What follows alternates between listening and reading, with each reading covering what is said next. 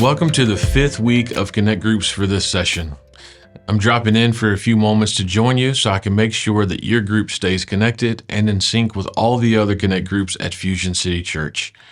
During this meeting, take some time to discuss your community service project. Every session, we encourage all groups to find a need and then meet that need as a group. If you have any need for me to help you find a service opportunity, reach out to me and I'll be glad to help. Also, be sure that you use the app if you really want to stay in the loop. This app is what Fusion uses for all of our events. Sermon notes, videos from Sunday service, Connect Group communication, me time tools, all of this is in the app, including your volunteer weekends. The app is a great resource for you to take advantage of, so I encourage you to use it. And lastly, before I go, I want to help you get started in discussing 1 Corinthians chapter 5. I trust that you came prepared to discuss chapter 5 right now. We have a tool that you could use to prepare. It's in the app under the Resources tab. Simply select Me Time. And now for 1 Corinthians chapter 5. Chapter 5 is intense. There's a lot going on with this guy that is in the church that slept with his stepmom. I am hopeful that your group will have a lot of discussion around chapter 5, but before you do, I would like to provide some framework, some parameters for you.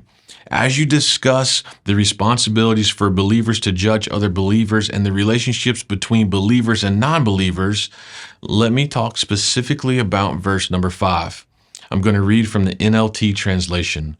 5 says, "Then you must throw this man out and hand him over to Satan so that his sinful nature will be destroyed and he himself will be saved on the day the Lord returns." I know that sounds extreme and maybe even contradictory all at the same time, but let me explain. Paul is saying that we must call out the person that claims to be a Christ follower and yet participates in sin. And when we call that person out, that person will learn of the stronghold that Satan has on him.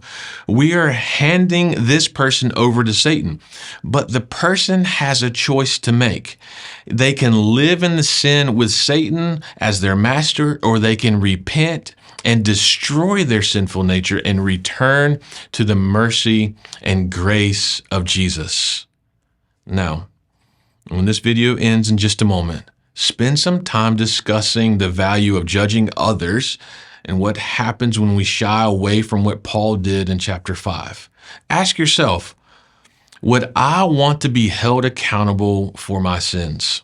Now, earlier I said that I wanted to help you get started with chapter 5.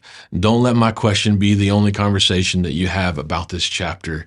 That question is simply one of my personal takeaways from my me time. Each one of you has your own individual takeaways as well. So discuss those too. What in this passage challenged you to be more like Jesus? Now go and discuss, and before you leave your meeting, be sure to pray together. And until we see each other again, I pray that you stay safe and God bless.